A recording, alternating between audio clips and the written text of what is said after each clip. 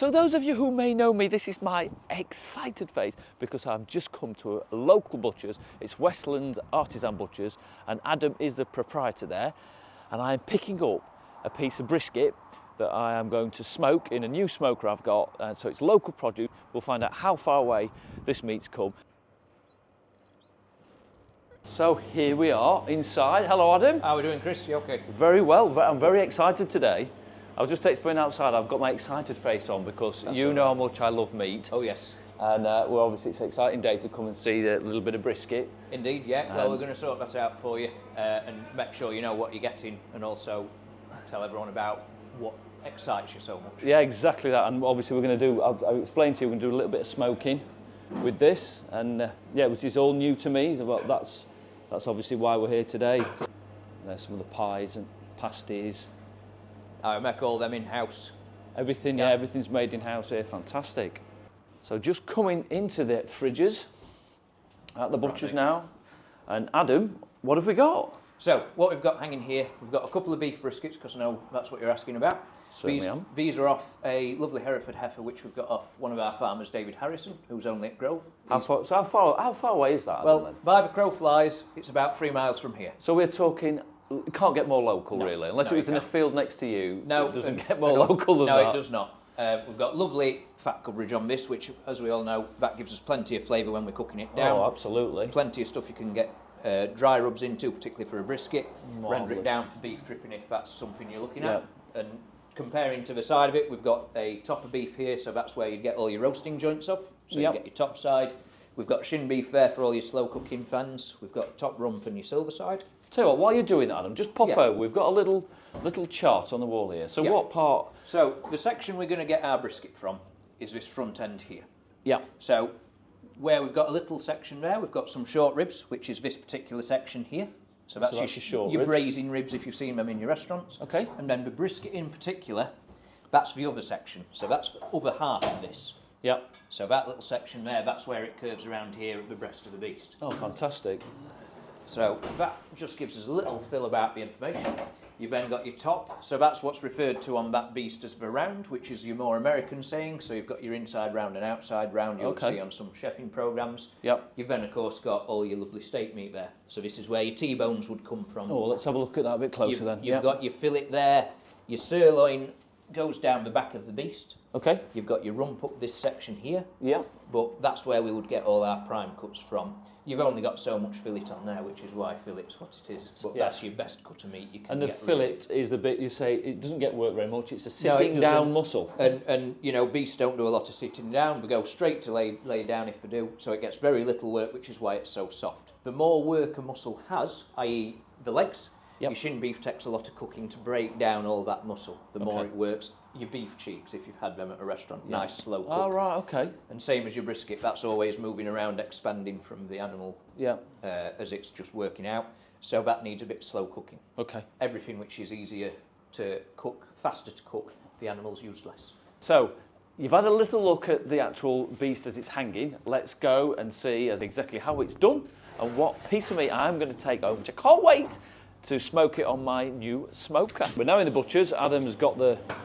What would you call this whole piece itself? This is the full brisket, so we can take off all our sections, or this is your plate, as some places refer to it. And we've got both our short ribs on here, which I'm going to take off and show you, and our brisket all on one lump. Okay, great. So I'm going to sort that out for you now, Chris. Fantastic. So I'm pretty sure you can make use of some short ribs in your barbecuing repertoire. I'm sure I can. There's some little bits of trim muscles here, which these end up actually being really nice for doing burgers or anything like that with quite lean pieces. But these, of course, you can't take it from off the outside of this bone and put it back inside. So these just have to come away and go into a little trim pile. And then you get to see all lovely bits like this, which they don't want to go anywhere near. Is that classed sinew or is that something else? It's a nice big sinew. It's a gristle which controls the breathing in and out of the diaphragm muscle. So it's quite a tough, resistant old thing.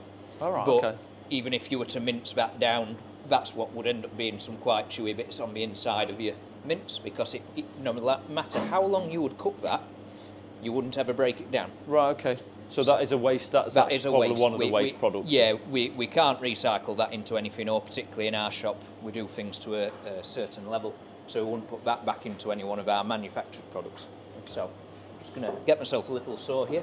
Will it distract you if I ask you questions, other questions? Not at all. You do what you like. So Adam's just going to saw through.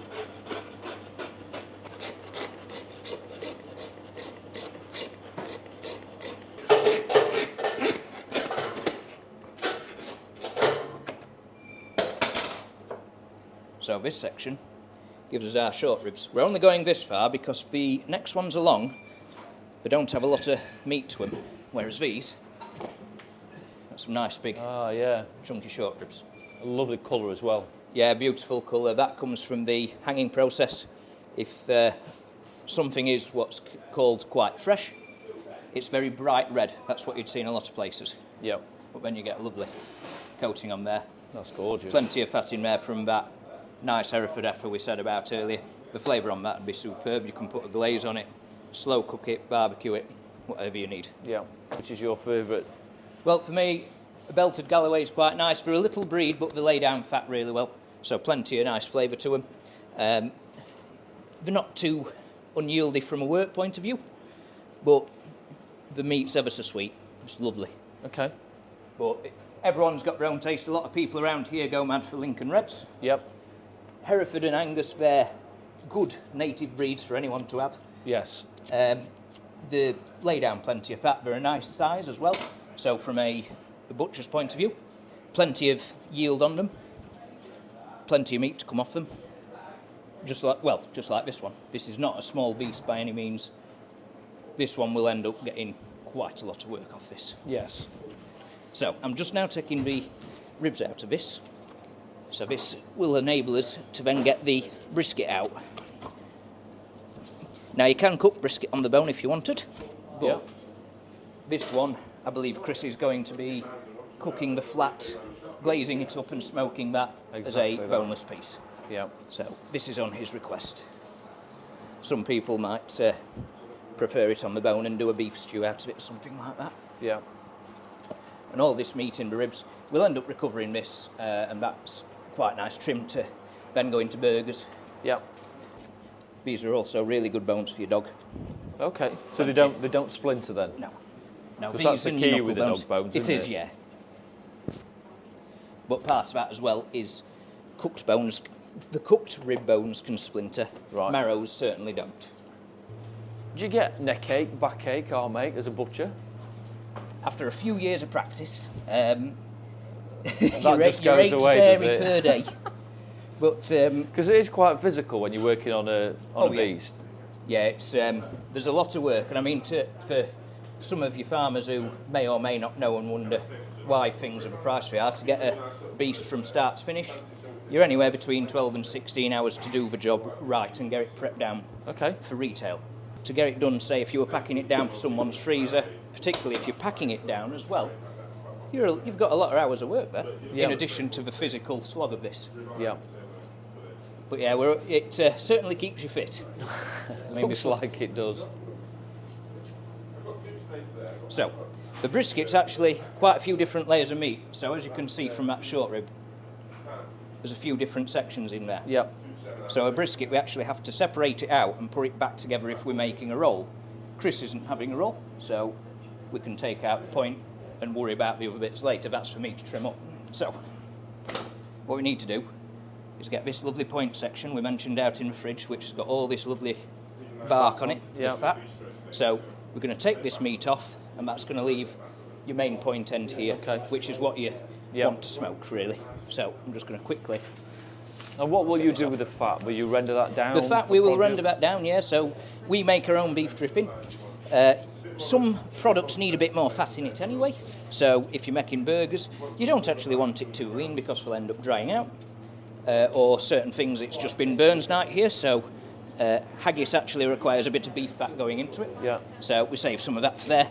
But we actually cook all our products, which we need to do on the hob. We use beef fat instead of oil because we want to recycle everything we use.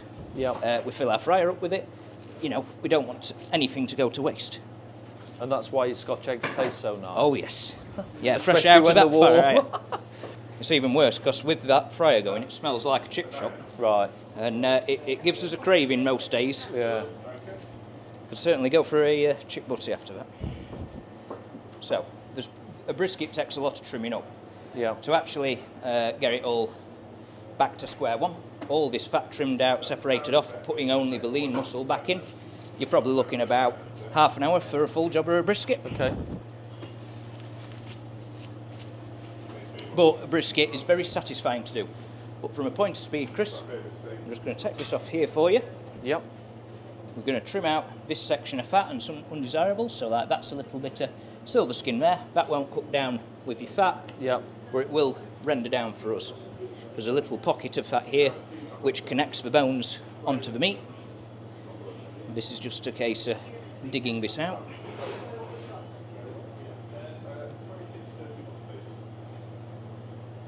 So what are you planning to put on as a rub on this, Chris? Or have you not looked yet? Is this a I've got a few project? different types of rub that I have acquired. I am yet to decide which one is going to be used. So the first thing I've got to do with this smoker is I've got to season it. Yep, lovely. So I've got basically that'll be a rapeseed, and that'll be a few different heat cycles just to get a coating onto the actual smoker. Now you can, if you wanted, if you left some of this beef fat on, use the tallow to then season up your pan as well as your oil. Yes. And that then gives it that deeper, rich flavour. But then if you're cooking things like fish on there, that could be too strong of a taint for that. But that's entirely up to you. If you know what you're doing with your oil, you crack on. Yeah, on that one, I'm going to follow the guidance that I've seen on many YouTube videos, I think, and just get that rapeseed or some canola oil on it for that first batch. And it's a couple of heat cycles. It's basically like when you have a new wok. Yes, with and the steels, pre-season it. It's just pre-seasoning it, coating that and protecting the steel. So all this fat's lovely to render down to dripping and goes ever so soft. Brilliant. Although it doesn't then end up becoming the spreading dripping which a lot of people like, because that has to come from doing a roast beef joint. Right. You need that meat in there to give it the black jelly, which quite a lot of people do really enjoy. So Chris, now comes to the nitty gritty. Do you want to keep more of this on? Do you want me to trim some off? I do want that trimming down. Looking at what I've seen already, that wants to have the fat effectively only have a thin layer of fat on there. So what I'll do, if I take that down just to maybe an inch or so of bark on there, that should give you enough to flavour it down. This is one advantage as well to come into a butcher's, because if you want to have things more bespoke to what you have, that should be superb for you.